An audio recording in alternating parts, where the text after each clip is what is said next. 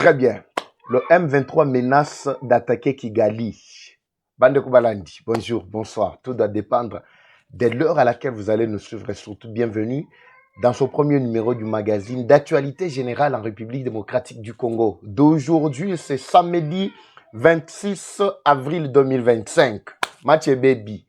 Tu sais que dit Aluki problème à Katia Kigali. Je vous avais expliqué depuis un certain moment que Kigali n'est plus à l'aise. Kigali ne reste qu'une petite partie, un petit fil seulement pour que exploser.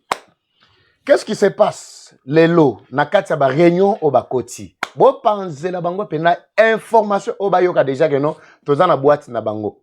L'accord ou soit plutôt signature, il y a un processus, il y a dialogue au bas signaki mukolo lobby na kati ya Washington na États-Unis et si qui peleke c'est sur place ba réunion comme ko se multiplier na kati ya M23 branche politique sans associé AFC branche et plutôt M23 branche militaire sans associé AFC branche politique na kati ya ba réunion. J'ai déjà l'information ici. Le bilan de Kima, si tout va bien le soir, parce qu'on me l'a promis, les lots autant on peut bazalaki koloba. Magambezo continue. Ici, le problème, c'est quoi? Comment expliquer que sur le plan diplomatique, soi-disant bino AFC et Kabila, autant de milliards, oyotozanango, oba démarche, obisoto menaki. Comment nous sommes parvenus plutôt à fléchir devant décision ya Tshisekedi. Alors que Toboyaki yango awa na Luanda, Toboyaki yango awa na Nairobi, Toboyaki yango na partout kuna, mais toke ko fléchir na Qatar, lelo ba faire signer biso na bazoba oyo ndenge baza ko benga bango, wana maloba na bango, ya ba américain, ba tche biso mal à l'aise. Bandeko epesi ki peleke se na camp ya ba M23. Awa ba décision au bazui. Nazo révélé bino po boye ba déjà que na bokomi na suka. Je ne pouvais pas en parler pour le moment. Mais la robomba pe ba spé mususu ezali beaucoup plus stratégique. Ba menacer na katia ba réunion na bangoko banda déjà rébellion ya makasi sikoyo contre les Tutsi bao baza na katia Kigali selon bango. Balobi que nous avons échoué, si il faut se battre plutôt contre les Hutus qui sont na Katia, Rwanda. Pourquoi? Parce que bah pressentir déjà que bah Hutus, bah doit déjà pouvoir calamité. Les Tutsis qui ont échoué, à wana RDC na mabele pour na kozo mabele, balobi so tokozonga kana Rwanda. Malgré Kagame ebisi biso que non, Rwanda, Uganda, eza mabele na binoto fobo se battre pour bozo mabele na Katia Congo. Na Katia réunion balobi nini? Bola nanga bien bande balandi. Bache komi bien. Beta maboko makasi kuna. Nyola yoka maboko ezobe. Ezobe tabagula makasi. Bitumba na bisa bino ko toko suka kako gagner yango. Biso toko mi na suka ya bitumba. Na suka ya bitumba. Na suka sur le plan diplomatique. Omoni eza na ba conflit mususu mutu azana mutu te. Ako kantseke manduki eko régler makambo nyonso. Non. Manduki ezala pona défense, ezala pona offensive te. Ezala pona ba défensive. Soba doté yo minduki yo mboka tel tout ça ozana l'état ozana armée tout ça. Armée na yo ezapona ko attaquer batuté, ezapona ko défendre.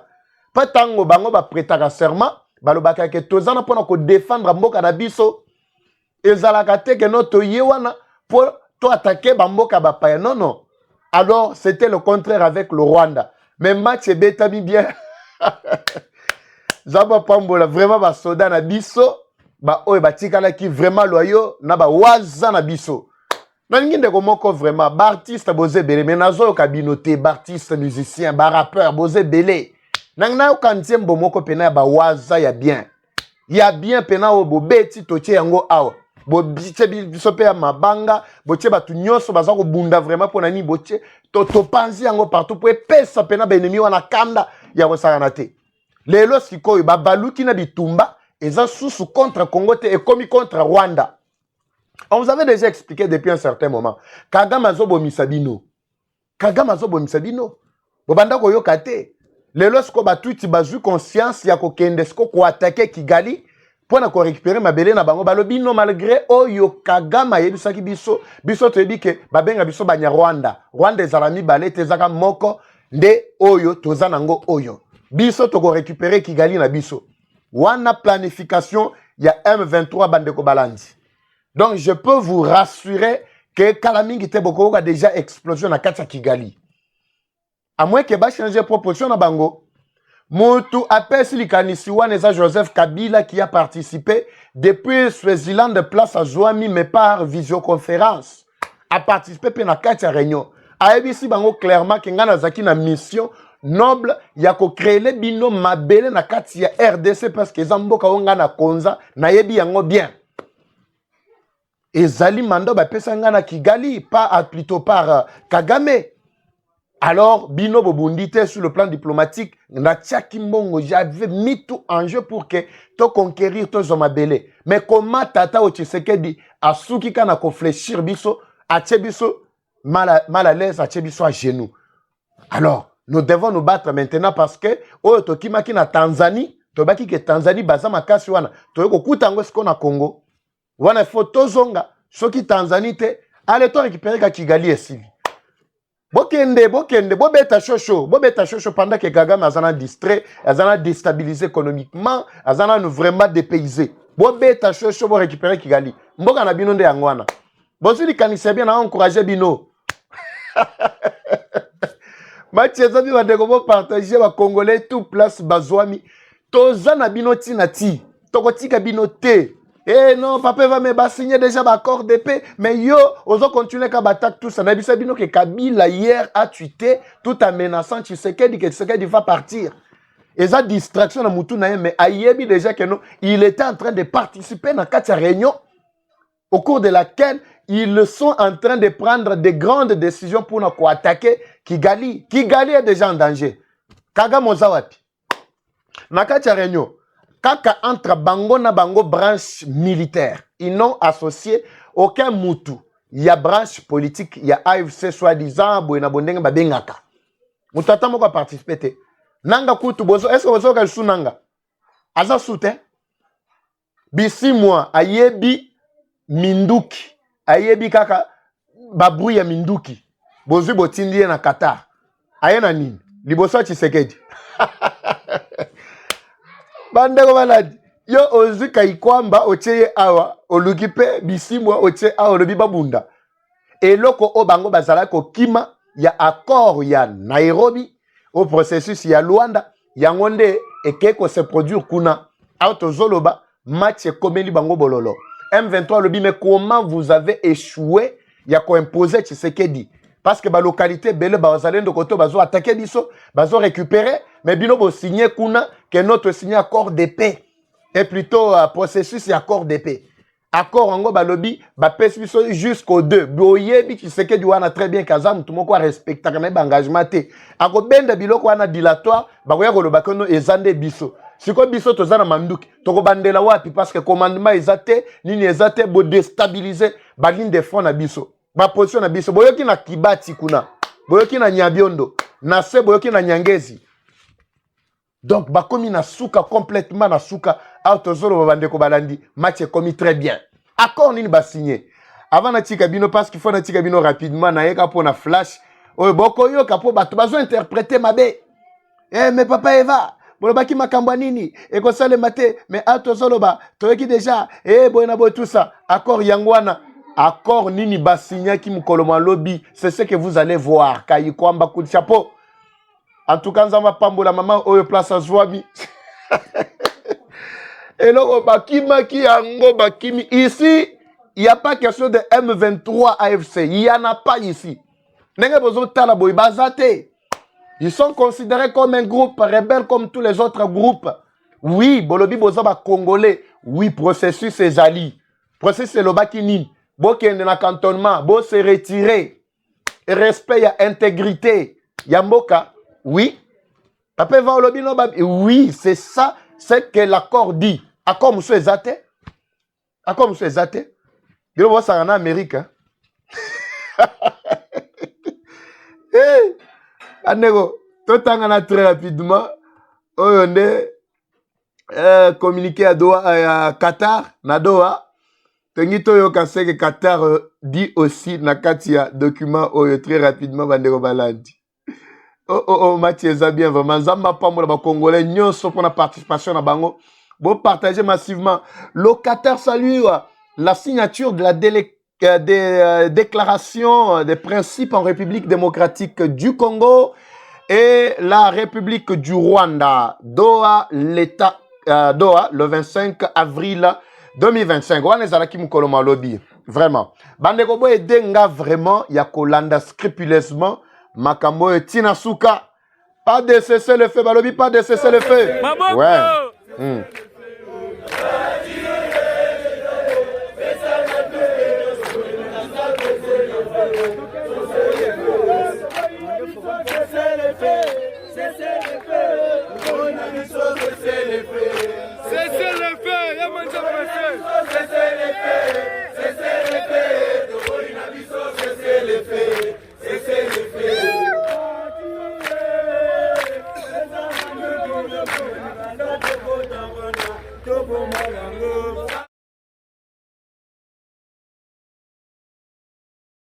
Ok, très bien, pas de cesser le feu ici. Doha 25 avril 2025, l'État du Qatar se félicite de la signature de la déclaration des principes entre les gouvernements de la République démocratique du Congo et de la République du Rwanda. Ici, il n'y a pas question de M23 AFC. Bola nanga bien, très bien. Bah, on m'a yebi. Nabisa bino depuis hier que bola ndasko ba média na bango. Bokoyoka déjà ndeko ndeko sexinga tinenga vidéo le bi papa eva yoka. Akomo luka ba j'aime, akomo luka ba mais lelo na somo na ba follow loté. Attends na ba commentaire boabi nous sommes déçus. Mais vous n'êtes pas déçus. Mais total na ndenge makamwe kotam botala nini complètement vous avez déçu batu oyo ba tchaki elika na katia lukuta na bino boza kokosa bango. Tokoye ba siko sort na bango. Eh bien ça tu adhéré na M23 AFC. Toké tu adhéré bo adhéré ce que total la suite na bino. Suite na bino. Suite na bino nde loko tozo zela. Hey! L'État du Qatar se félicite de la signature de la déclaration des principes entre les gouvernements de la République démocratique du Congo et de la République du Rwanda à Washington. Cet accord, fondé sur le respect mutuel de la souveraineté nationale, respect mutuel de la souveraineté nationale et l'engagement à résoudre les différends par des moyens pacifiques et négociés, constitue selon le Qatar une avancée positive et importante en faveur de la stabilité et de la paix dans la région. Là, c'est le Qatar qui continue à saluer la décision qui a été prise. Voilà. Bolandi. Balobi que c'est entre quel parti? République démocratique du Congo et le gouvernement rwandais. Rien que Naba Oyomi Balé Bandeko Balandi. Alors, je reviens sur le la deuxième partie, paragraphe Ezako Landanase. Awa, on parle du respect de l'intégrité, du respect de la souveraineté. Chaque pays est souverain. Oui, respect mutuel. Bino ba Rwandais, soi-disant, ba FDL, ba Kotarmensa, Ezaki milice na bino monté. Poete Dakabino. On a vu tout ça dans vos documents. L'État du Qatar exprime également sa reconnaissance aux États-Unis pour leurs efforts diplomatiques qui s'inscrivent dans le cadre des initiatives internationales visant à promouvoir... oui, je suis où? Très bien. Visant à promouvoir la sécurité et la stabilité dans la région des Grands Lacs. Ces efforts complètent les avancées réalisées lors du sommet conjoint de la communauté d'Afrique de l'Est, EAC, et de la communauté de développement l'Afrique australe, SADC, tenu à Dar es Salaam en Tanzanie le 8 février 2025, ainsi que lors de la réunion trilatérale entre les dirigeants de la République démocratique du Congo et de la République du Rwanda et de l'État du Qatar, organisé à Doha le 8 mars 2025. Makamona bisabino que oyo monaki déclaration conjointe oyo M23 basalaki na RDC ezalaki retombé ya communiqué oyo le 18 mars 2025. Rien d'autre que ça. Le communiqué disait quoi? Binomo boyebi oyo communiqué ezalaki koloba. Mais si je passe très rapidement, parce que je ne veux pas vous prendre beaucoup de temps. Je vais vous partager tous ces communiqués na Katia Group Nabiso. Comme toujours, Bandeko Balandi. Bolanda Macheza bien. Chingubi. Bozwami. Botumba Kigali Machesi la naomba la moko. Le ministre des Affaires étrangères réaffirme le soutien de l'État du Qatar à toutes les initiatives conjointes visant à instaurer plutôt une paix durable. Il réitère également la position constante du Qatar en faveur du règlement pacifique des différents du respect du droit international et de la consolidation de la stabilité ainsi que de la paix et de la sécurité internationale. Bolandi, Bandeko Balandi. Ici, il n'y a rien d'autre que accord Oyo, il y a Nairobi et processus, il y a Luanda. Vous avez vu maintenant les retombées. Alors, les M23, où est votre place? Où est votre place si ce n'est qu'à Kigali? Vous continuez à bino na effort pour mettre Kigali déjà à genoux. Parce que c'est ce qu'on attendait de vous. Bandeko balani match eza bien. Botigala malamu. Ba oyo bazali ko benga ba Rwanda bazo benga bango biso toza banyamulenge tout ça. Connotation to appellation wana epekisami.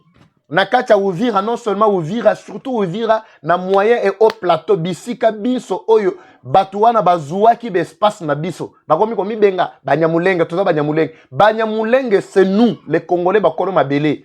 Batuwana baza ba Rwandais, banyarwanda. Bo benga bango banyarwanda. Eza banyamulenge te. Le message a été clair et pesameli na ba waza na biso bakolo mabele ba baza ko koza kuna. Yawe yangwana René Itongwa. René Itongwa na ba onyoso bo travailler kana bango côté wana zama pambo na bino pona musala kitoko bosali récompense na bino ezali bato bakosa bino te donc bato bazo instrumentaliser et FRDC babundi na wazalendo e bazalendo basiliki balobi lukuta na bino FRDC na yoki communiquer na bango balobi muto kosa bino te boyo kani ezali entre FRDC et wazalendo parce que bazai lokomoko.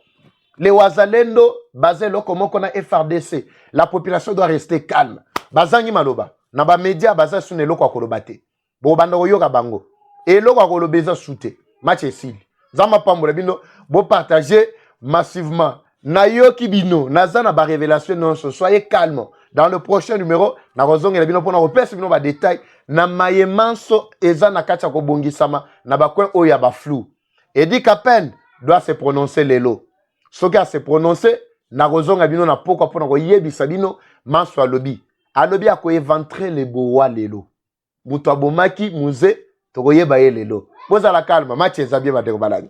Eza wabino Eva Chou o yabawaza Chou. Ngana bino to kutani na prochain numéro. C'est parti.